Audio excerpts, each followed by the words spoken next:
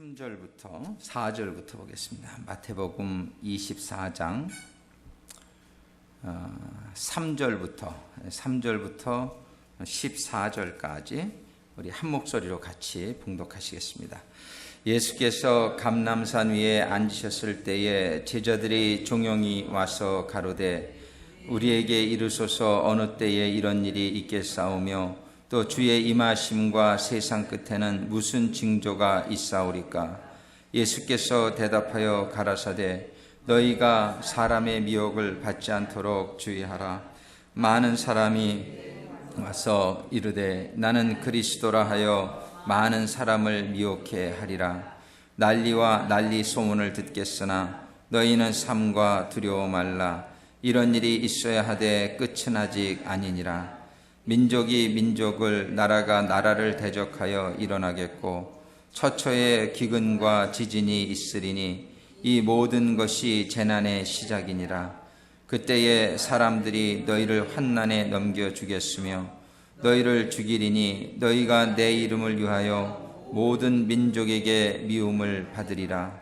그때에 많은 사람이 시험에 빠져 서로 잡아주고 서로 미워하겠으며 거짓 선지자가 많이 일어나 많은 사람을 미혹하게 하겠으며 불법이 성함으로 많은 사람의 사랑이 식어지리라. 그러나 끝까지 견디는 자는 구원을 얻으리라. 이 천국 복음이 모든 민족에게 증거되기 위하여 온 세상에 전파되리니 그제야 끝이 오리라. 아멘. 기도하시겠습니다. 사랑의 아버지 하나님, 참으로 감사합니다.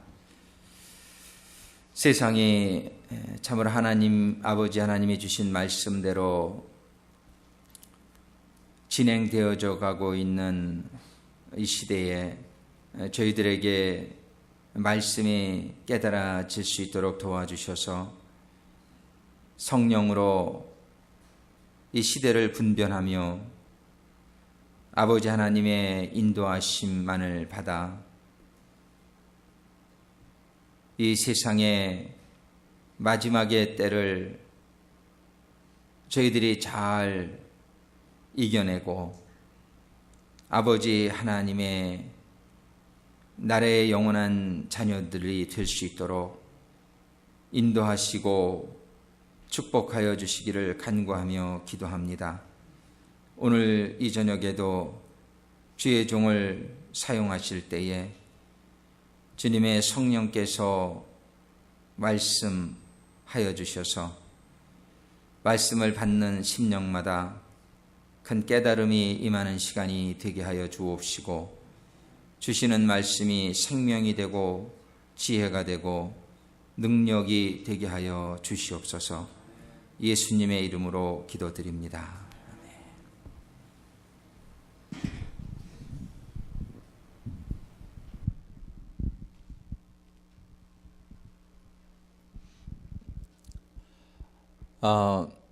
저희들이 오늘 또 한번 오늘 주신 본문의 말씀에 잘 나와 있고 또 제가 지난 주일날도 또 말씀을 드리고 그랬는데 너희가 사람의 미혹을 받지 않도록 주의하라 이렇게 말씀이 마태복음 24장 4절의 말씀에 나와 있는데 5절에 많은 사람이 내 이름으로 와서 이르되 나는 그리스도라 하여 많은 사람을 미혹해 하리라. 이 말씀을 우리가 잘 알고 있는데 그동안에 정말 이런 일들에 대해서 남의 일처럼만 생각을 했었어요. 또 이 샌프란시스코에서는 사실 이런 그런 미혹당하는 일들이 뭐 제가 하여튼 이렇게 잘 모르고 직접적으로 경험한 적이 없이 이렇게 지내오다가 요번에 이제 옛날에 저희 교회 나왔던 그 한 여학생의 그 신천지에 들어가게 된 사건을 통해서 제가 이제 그 이단에 관한 여러 가지 그 사이트를 들어가서 좀 보고 그러다 보니까 정말 그 좀 구체적인 그런 사실들을 많이 보면서 지금 이 시대가 한국에만 이렇게 팬을 켜주시면 좀 시원한데, 히타가 아니고 그 밑에 왼쪽 거를 오른쪽으로 미루시면 돼요.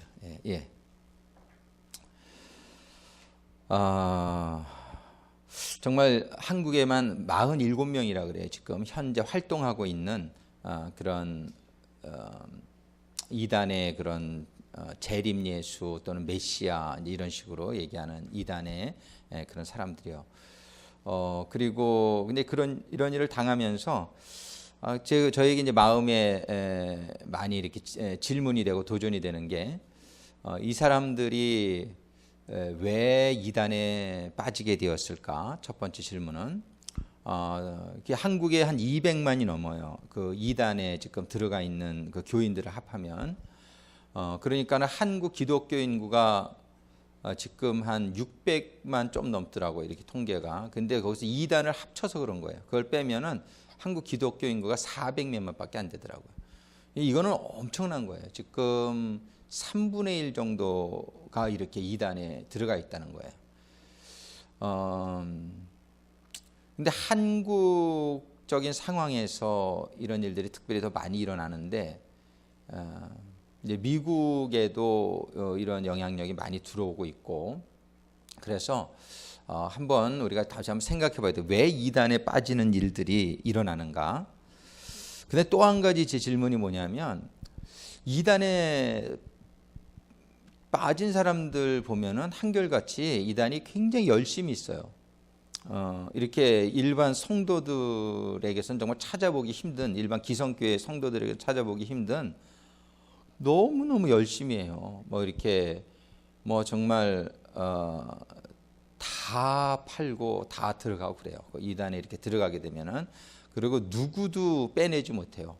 그래서 이렇게 남편이 아내를 죽인 케이스도 얼마 전에 있었고, 그리고 자기가 그렇지 않으면 자살하거나 너무나 괴로우니까 그러니까 아내가 들어가고 남편이 들어가고 딸이 들어가고 이렇게 자녀들이 그런 데 인볼브되면서 부모들이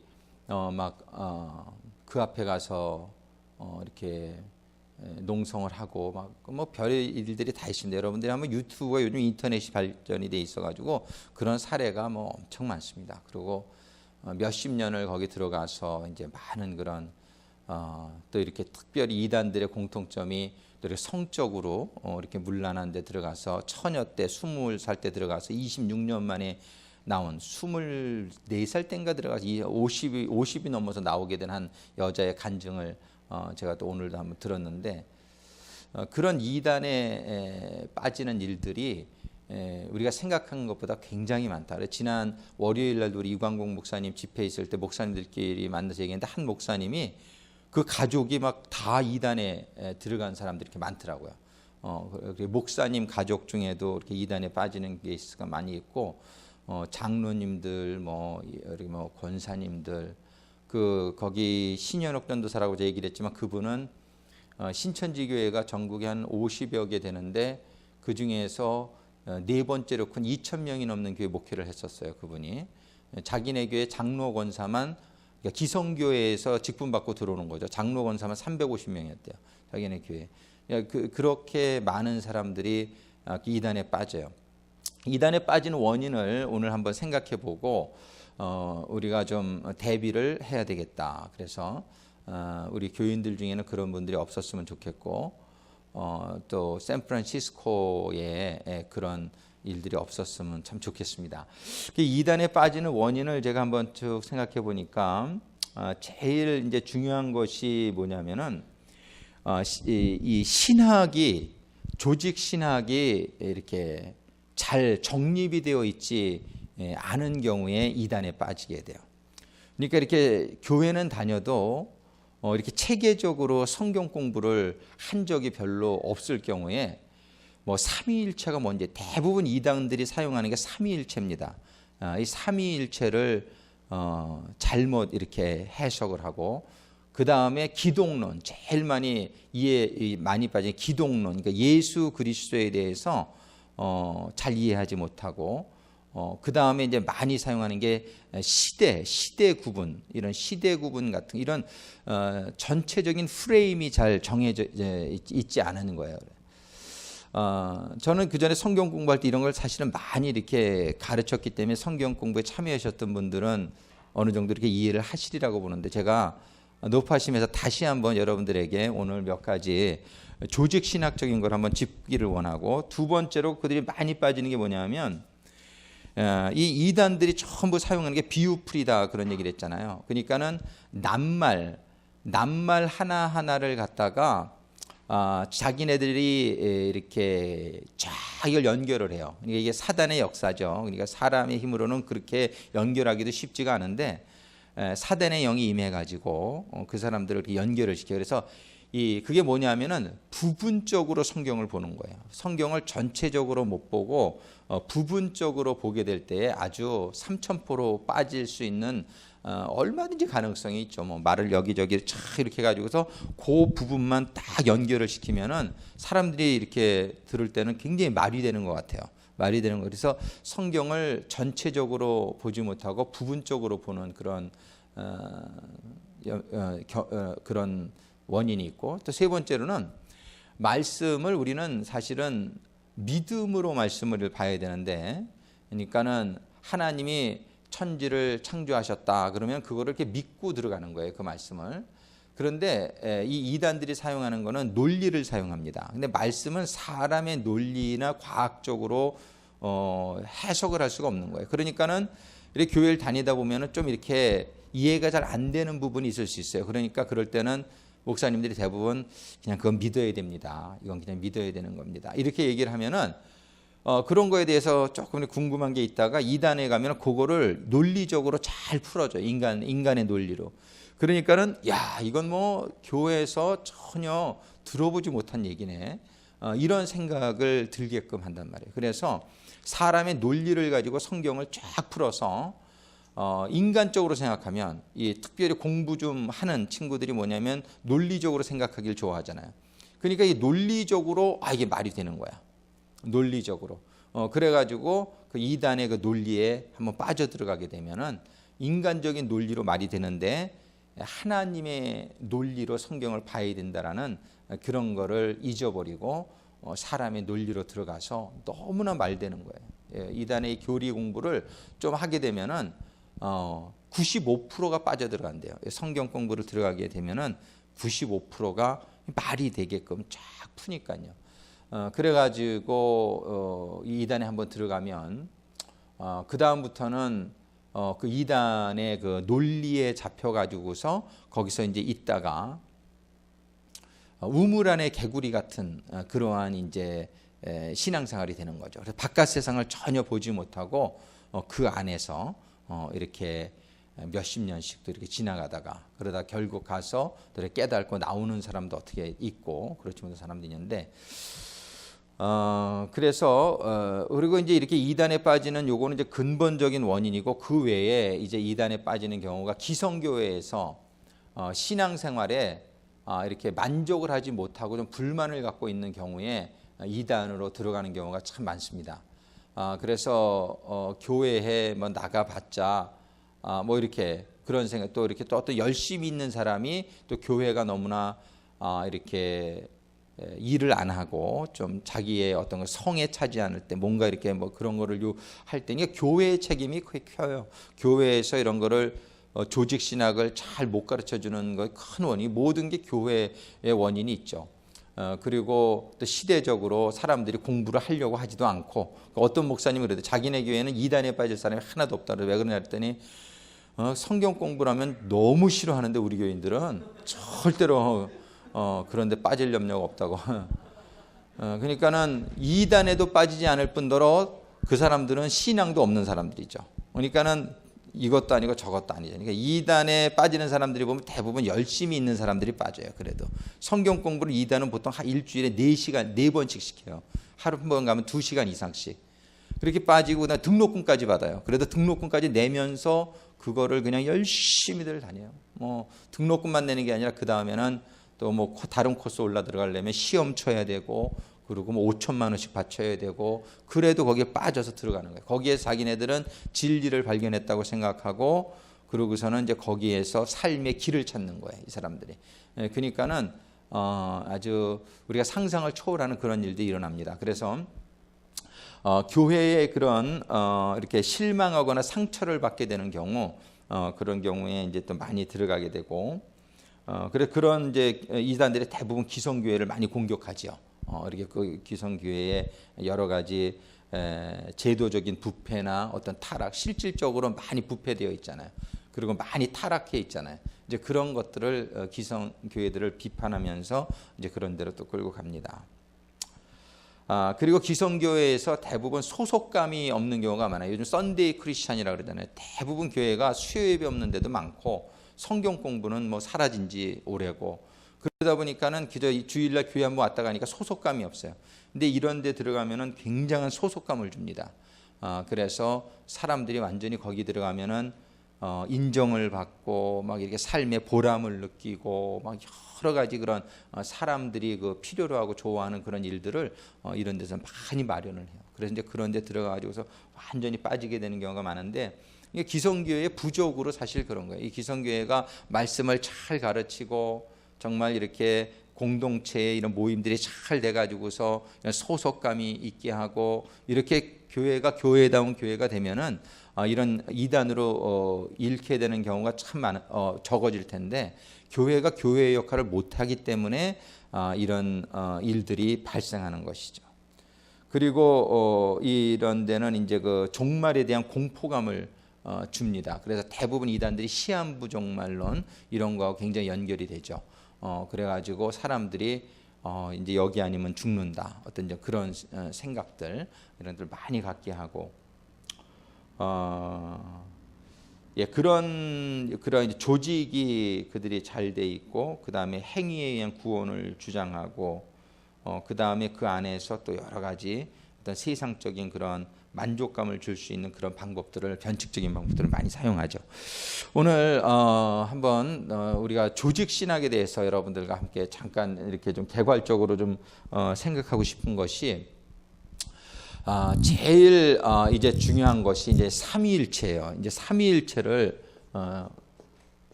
사람들이 참 이해를 잘 못하고 있어요. 이 삼위일체는 세 분 하나님이 한 분이라는 얘기예요. 세 분 하나님이 한 분이다. 그래서 분명히 하나님은 성부와 성자와 성령의 하나님이 세 분이 계신 거예요. 이게 삼위예요. 성부와 성자와 성령 이 세 분은 다 하나님이에요. 그 이분들은 누가 누구를 창조한 게 아니라 세 분이 다 하나님이에요. 동일한 권능과 동일한 영광과 동일한 위치에 있는 세 분이에요. 그런데 이제 이단들이 사용하는 것은 성부 하나님은 대부분 인정을 해요. 성부 하나님은. 근데 이 성자 하나님 예수는 사람이었다. 이단들이 대부분 얘기하는. 이 사람에게 예수님의 영이 성령이 이에게 임해서 예수님이 이렇게 쓰임 받은 것이지 이런 삼위일체라고 하는 건 세 분이 다 하나님이에요. 동일한 하나님인데 세 분이 한 분이라는 거예요.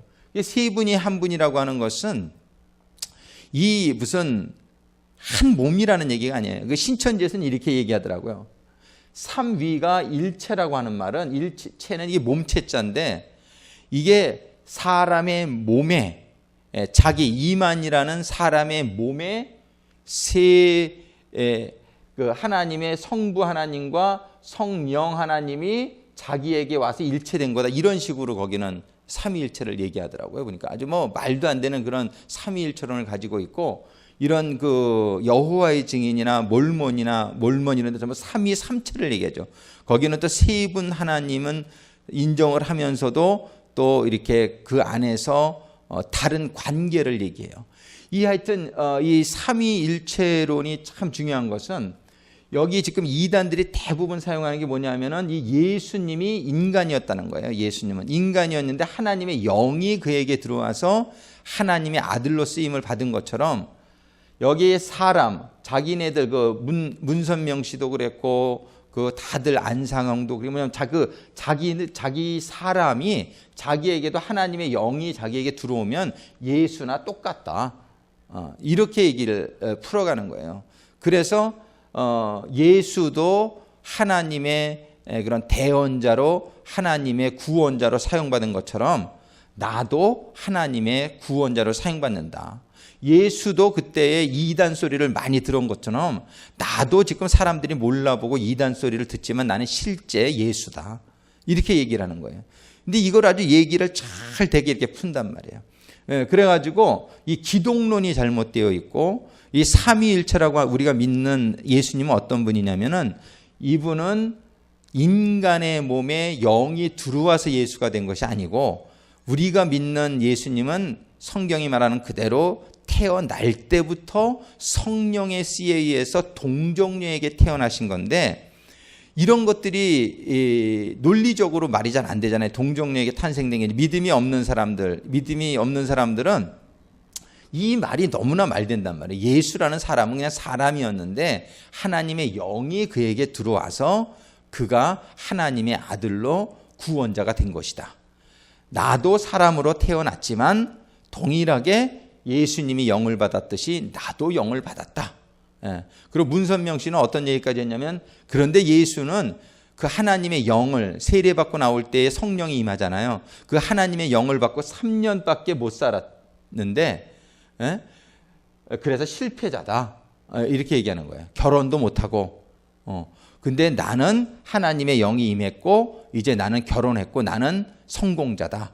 내가 진짜 구원자다. 예수가 실패한 거를 내가 완성하는 것이다. 이제 이런 식으로까지 얘기를 이렇게 이끌어가요.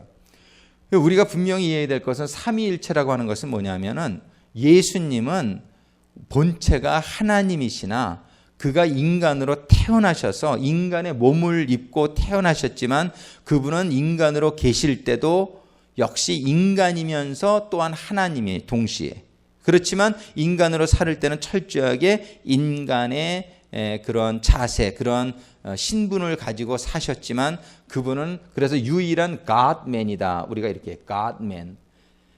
하나님이시면서 동시에 사람인 그분이 예수님이시지 사람의 몸이 예수라는 사람의 몸에 영이 들어와서 하나님의 구원자의 역할을 한 게 아니란 말이에요. 우리는 성경적으로 이거를 세세히 다 말씀드릴 수 있지만은 분명히 여러분들이 이해해야 될 것은 성자 예수님은 태어날 때부터 사람의 씨로 태어난 게 아니라 마리아의 몸은 빌었지만은 성경이 말씀하시는 대로 성령의 씨가 들어와서 하나님이 사람의 몸에 잉태되어 말씀이 육신이 되어서 이렇게 말씀이 원래 예수님의 이름이란 말이에요.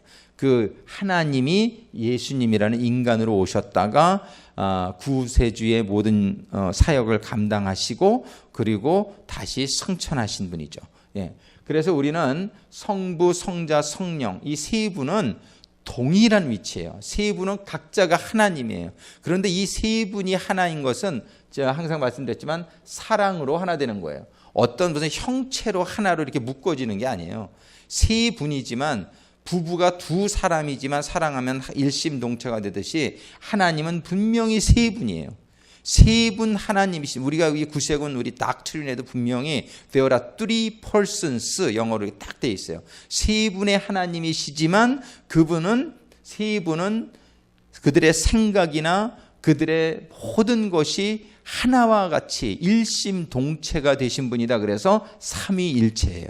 그러니까 삼위일체라는 것은 세 분 하나님이 한 분이다. 이것이는 거를 분명히 여러분들이 깨달으시고 이렇게 성자나 성령을 이렇게 성부 하나님만 본체의 하나님이고 성자 하나님이나 성령 하나님을 성부 하나님보다 조금 열하게 이렇게 생각하거나 성부 하나님이 어떻게 뭐 창조한 것처럼 이렇게 생각하거나 이런 것들은 전부 이렇게 잘못된 교리로 들어가게 되는 시작이 됩니다.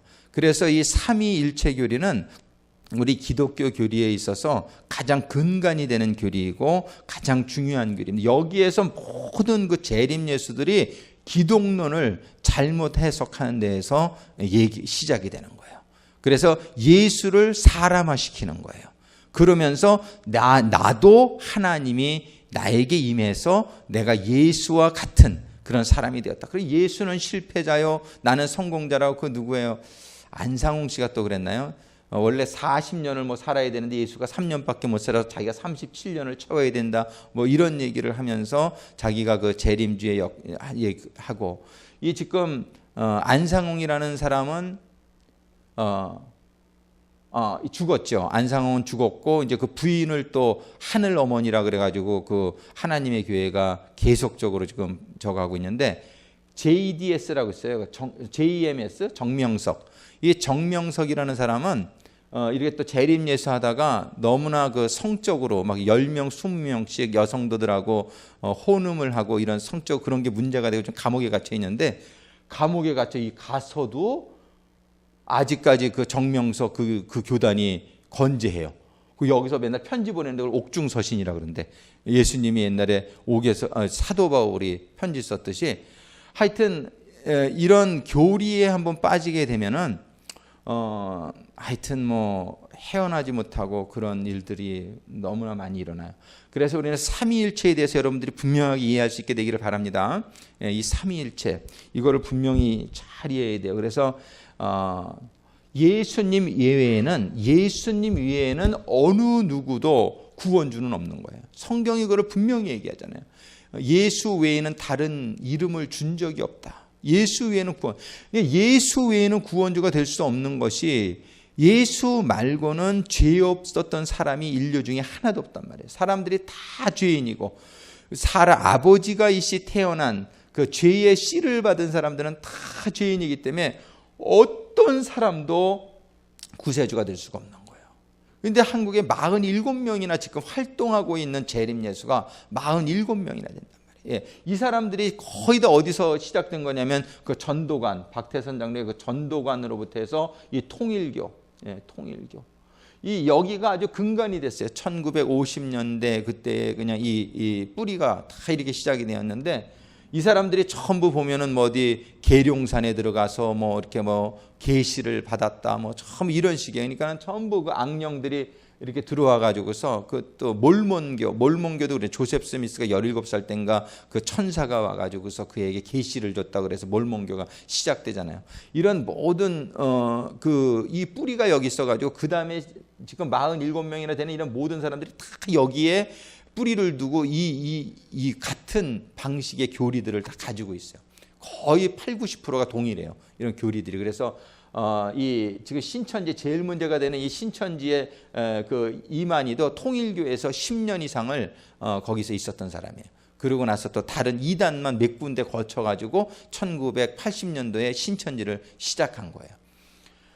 그러니까 이들이 제일 근간 삼고 있는 게 삼위일체론이다. 근데 삼위일체론에서 분명히 기억해야 될 건 예수님은 하나님이시다. 이걸 분명히, 그리고 예수님만이 씨가 사람의 씨가 아니라 동정녀에게서 태어나고 하나님의 성령의 씨로 태어나신 분이기 때문에, 이분은 죄가 없으신 분이었기 때문에 이분만이 구세주가 될 수 있지, 어느 누구도 그 외에 어느 누구도 이런 사람이 구원주가 될 수 없다.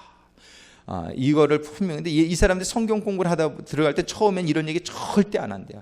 절대 안 한대. 이만희가 구세주다 이런 얘기 안 해요. 지금도 가서 내가 그걸 물어봤더니 그거 아니라고.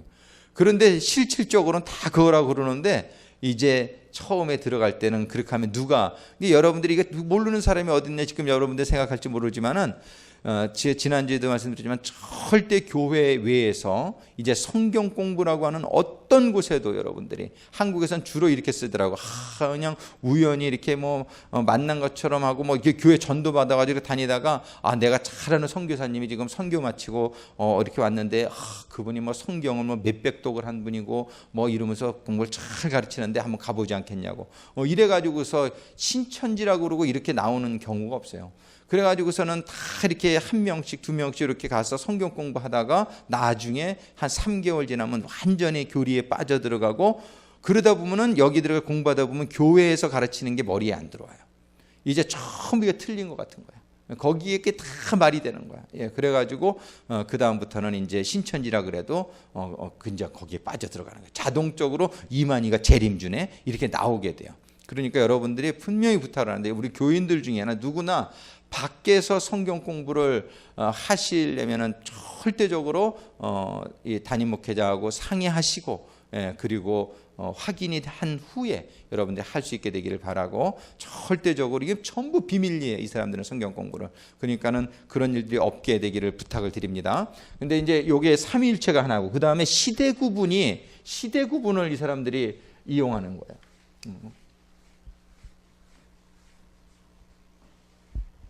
두 번째가 뭐냐면은 삼시대론이에요. 삼시대론.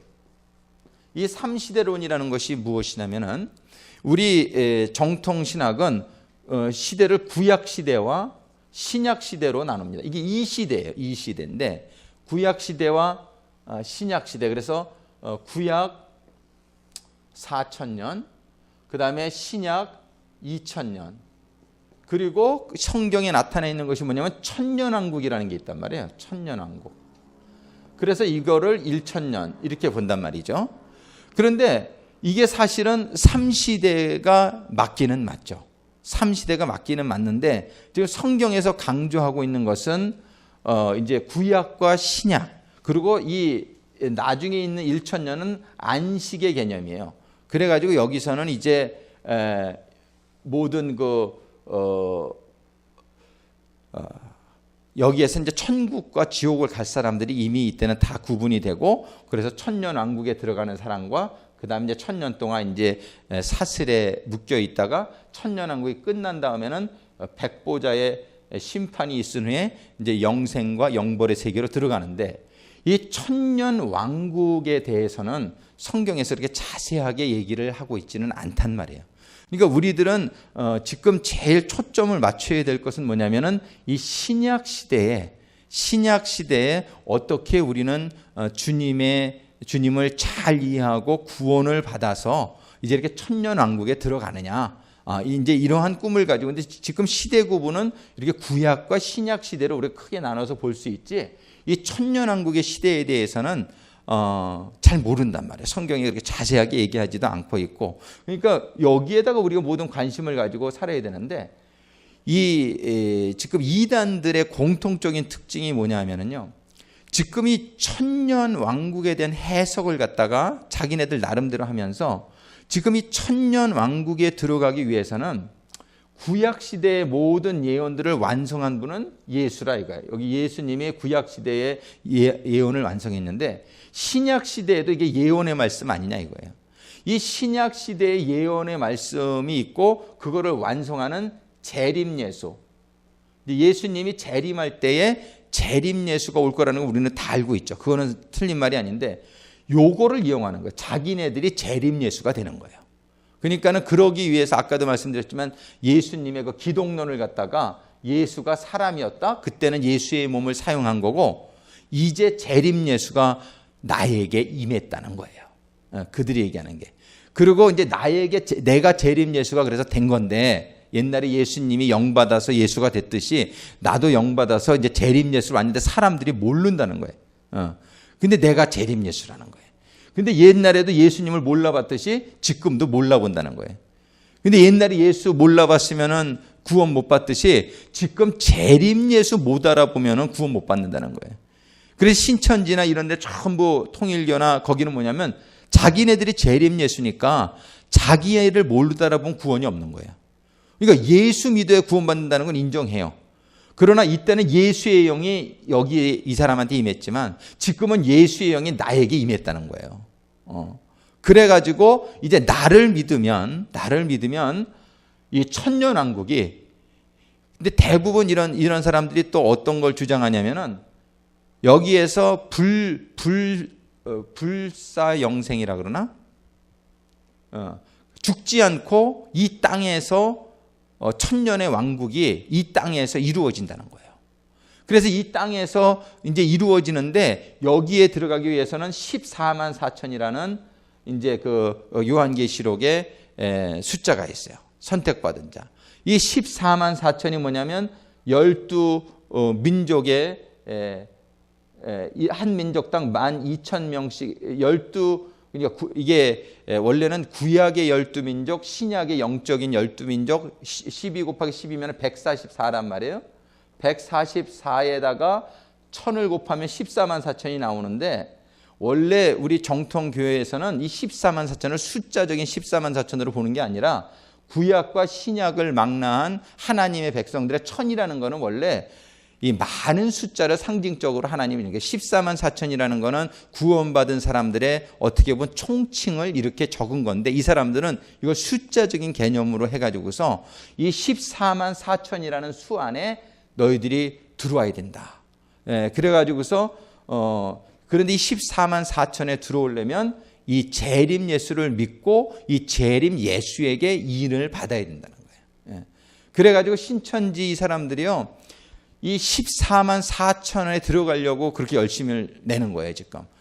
내가 이제 14만 4천에 들어가면 왕 같은 제사장이 돼서 이 1000년 이런 왕국에서 자기네들이 왕 같은 권세를 가지고 살 거라는. 그래서 나는 이 사람들이 왜 이렇게 이단에 빠진 사람들이 열심을 내나. 내 그거를 갖다가 참 몇 주를 고민을 했는데 저 사람들이 너무 열심인 거예요. 난 그 열심이 너무 부러운 거예요. 그래서 애가 그 여자애가 날 그 신천지에 들어가는 애한테 그런 얘기했어요. 야, 너 같은 열심은 내가 참 감동적이다.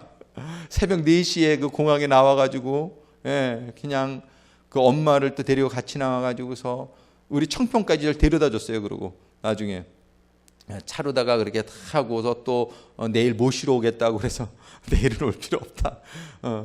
근데 그 헌신과 열심들이 난 참 궁금했어요. 그런데 그걸 고민하고 많은 사람들의 간증을 듣고 그러다 보니까 이 열심이 어디서 나오냐면은 이 14만 4천의 선택받은 사람이 되기 위한 열심이 많이 원인이 있더라고요. 물론 자기네들이 진리를 발견하고 막 삶의 갈 길을 그런 발견하고 그런 어떤 그런 나름대로의 깨달음 때문에 열심히 있는 것도 있지만 이 사람들의 이 교리가 결과적으로는 니네들이 나 믿고 따라오면 지금 14만 4천이라는 놀라운 축복의 그런 백성이 된다는 그런 교리로 들어가게 된단 말이에요. 그래가지고서 이들이 이 14만 4천에 들어가기 위해서 굉장한 막 모든 걸 다 팔아 바치고 그리고 거기서 강조하는 게 보물을 진주를 발견하면 다 팔아 가지고 와서 진주밭을 사지 않느냐. 그리고 그런 것처럼 그래서 얘네들이 이러한 자기네들의 그 14만 4천에 들어가기 위해서 모든 것을 팔아서 이러한 스테러스를 사는 그런 열심이 많이 동기가 또 있더라고요. 그래서 하여튼 이들이 이 3시대로 구분을 해서 이 천년왕국을 대부분 이단들의 공통점 중에 하나가 이런 하늘나라에 우리가 가서 누리는 그런 천년왕국의 개념이기보다는 이들은 전부 지상천국입니다. 지상천국. 이 땅에서 이게 그 왕국이 이루어진다는 거예요.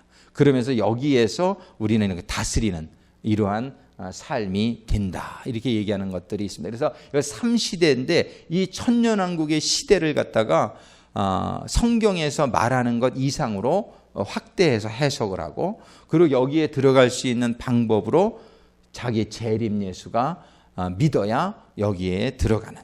그래서 자기네들 외에는 구원이 없는 거예요. 이 사람들이 한 얘기는. 그리고 자기를 알아보고 믿어야만 이 천년왕국에 들어가게 된다는 그런 논리에 들어가게 됩니다.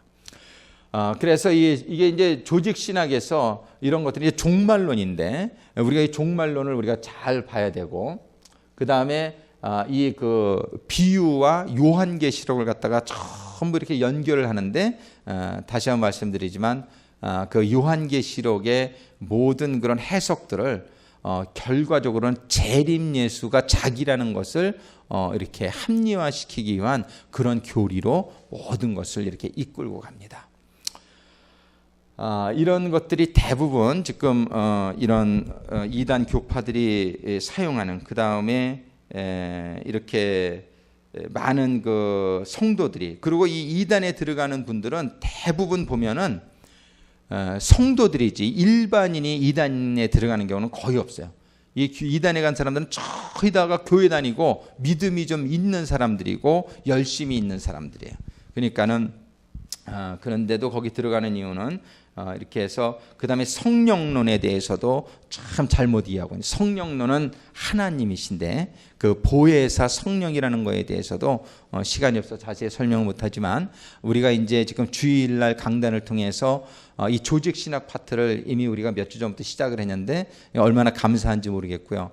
주일날 좀 이렇게 자세히 얘기할 수가 없단 말이에요. 그리고 또 이렇게 여러 성도님들 중에는 이런 얘기를 하면은 좀 따분하게 생각할 수도 있고 좀 이렇게 이해를 잘 못하실 분도 있기 때문에 수요일 날 기회가 되는 대로 이렇게 그 주간에 있는 그 주제들을 좀 더 깊이 보는 그러한 시간을 좀 가질 수 있도록 하겠습니다. 한 5분만 제가 더 얘기하겠는데 이번 주에 우리 주제가 거룩인데요. 거룩. 하나님의 거룩성.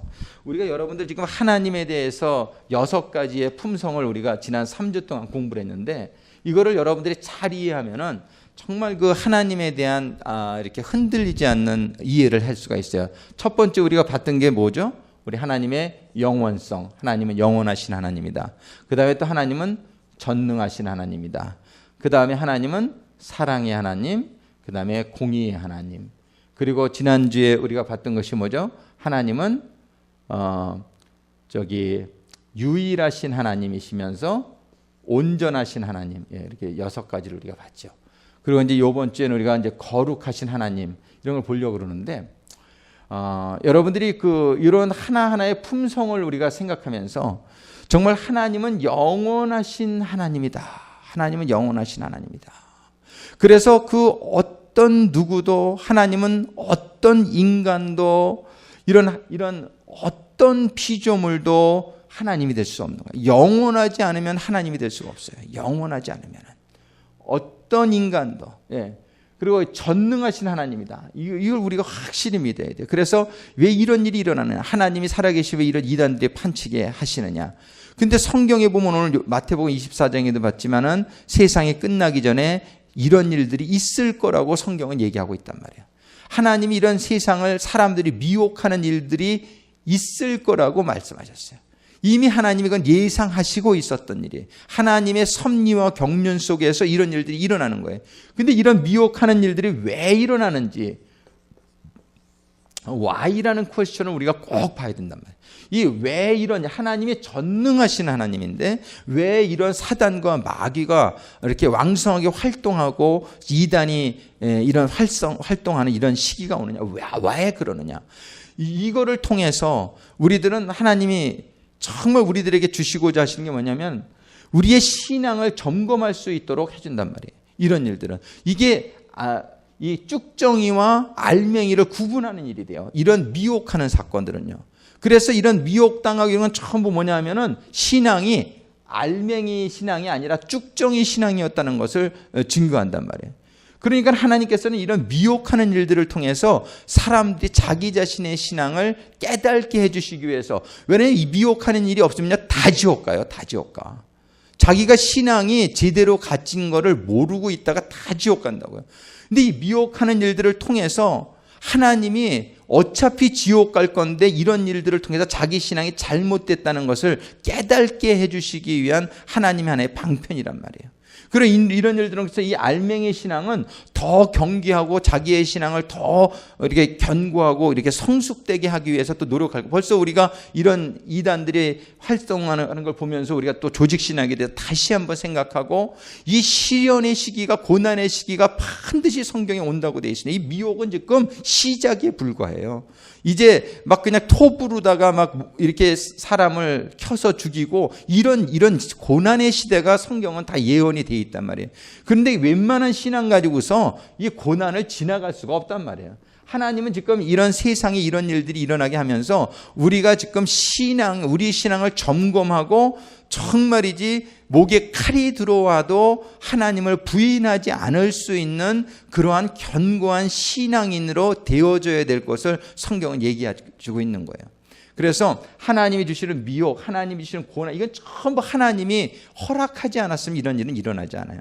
근데 신앙은 정말이지 이 믿음이라고 하는 것은 지식적인 믿음이나 일시적인 믿음이나 이런 거 가지고서는 구원받지 못합니다.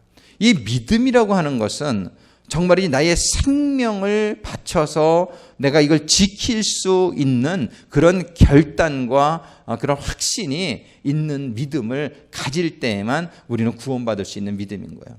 우리는 이런 미혹이나 지금 말세의 고난들을 보면서 우리들의 신앙을 점검할 수 있는 계기가 되어질 수 있게 되기를 주님의 이름으로 축원합니다. 우리는 이런 전능하신 하나님이라는 걸, 그러게 되면 우리는 모든 일에 감사할 수 있는 거예요. 이 모든 일들이 하나님의 섭리 가운데, 하나님의 뜻 가운데 하나라도 일어나기 때문에 여러분들이 전적으로 감사하세요.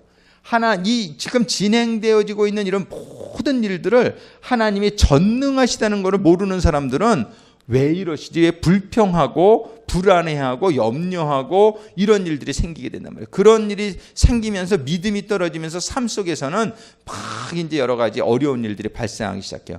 여러분들에게 지금 일어나고 있는 일들, 이 세상에 벌어지고 있는 일들이 전부 하나님의 컨트롤 아래에 있다는 사실을 믿으시길 바랍니다. 그거를 절대 흔들리지 마세요. 영어는 그걸 뭐라고 한다 그랬어요? God is in control. God is in control. 하나님이 지배하시는 거예요. 하나님이 통치하시는 거예요. 그러니까 여러분들의 모든 것을 포함해서 다 감사하시기를 바랍니다. 하나님은 전능하시기 때문에. 하나님은 사랑의 하나님이, 하나님은 독생자를 내어주실 만큼 우리를 사랑하시. 하나님이 절대로 여러분들이 하나님을 바라보고 있는 한 하나님이 여러분들을 놓치지 않습니다. 하나님이 여러분들을 붙들어 주시고 여러분들을 강건케 하시고 이기게 해주십니다. 여러분들이 하나님을 바라보고 있는 한, 여러분들이 하나님을 포기하지 않으면, 여러분들이 하나님, 어떤 하늘에 속한 사람이라는 사람의 간증책을 읽으면은 정말 뼈가 두 다리가 부러지도록 맞는데도 한참 아프더니 어느 순간부터 안 아프더라는 거예요. 하나님이 그걸 안 아프게 해주는 거예요. 그러니까 다리가 부러지고 못 일을 걷고 거꾸로 매달려서 그냥 고춧가루로 이렇게 이렇게 코에다 부어서 이런 일들을 당해도, 순교를 당해도 그 일을 이길 수 있는 것은 그 사람의 능력으로가 아니라 믿음을 포기하지 않을 때에 사랑이신 하나님이 여러분들을 보호하시고 여러분들을 지켜주실 줄로, 고통도 느끼지 않게 해주실 줄로 믿으시기 바랍니다. 공의의 하나님은 반드시 악을 처벌하십니다. 그러니까 여러분들이 걱정할 필요가 없어요. 왜 저런 놈들 그냥 놔두나? 하나님의 때가 아니에요. 하나님의 때에 다 처벌하게 돼 있기 때문에 여러분들은 끝까지 세상이 아무리 사기꾼이 더 잘 살고 그런 것 같아도 타협하지 마시고 여러분들은 공의롭게 하나님의 말씀만 붙들고 가시게 되기를 바랍니다. 하나님은 퍼펙트하신 분이에요. 하나님은 모든 지식이, 하나님은 모든 행위에, 하나님은 모든 하시는 일에 한치의 하나님 오차도 없다는 거예요. 우연은 없습니다. 모든 것은 원인이 있고 결과가 있는 것이에요. 그러니까는 한치도 이렇게 그냥 적어대는 거예요. 하나님은 완전하시고 온전하신 분이에요. He is perfect God이에요. Perfect God. 그러니까는 이 하나님을 완전히 조금도 불안해하지 마세요. 여러분들이 하나님을 바라보고 따라가는 한. 그리고 하나님은 유일하신 하나님이에요. 하나님은 절대로 어떤 사람을 하나님으로 만드시는 하나님이에요. 어떠한 다른 신에게도 하나님의 그런 권리를 주시는 분이에요. 하나님은 유일하신 분이에요. 하나님은 오직 삼위 하나님, 성부와 성자와 성령, 이 세 하나님, 이 세 삼위가 일체되신 그런 유일한 하나님이에요.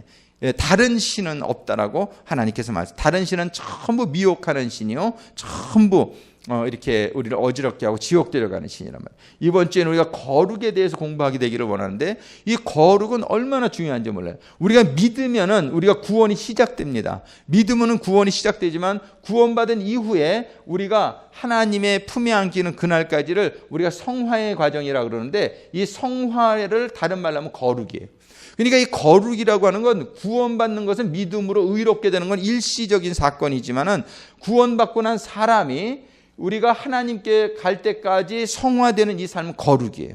그러니까 우리의 삶 가운데 하나님은 끊임없이 거룩이라는, 그래서 옛날 제사장들의 머리에는 여기 거룩, 성결이라고 쓰여진 여호와께 성결의 그 패를 이 이마에다가 이렇게 붙이고 다니게끔 돼 있어요. 그만큼 중요한 거예요.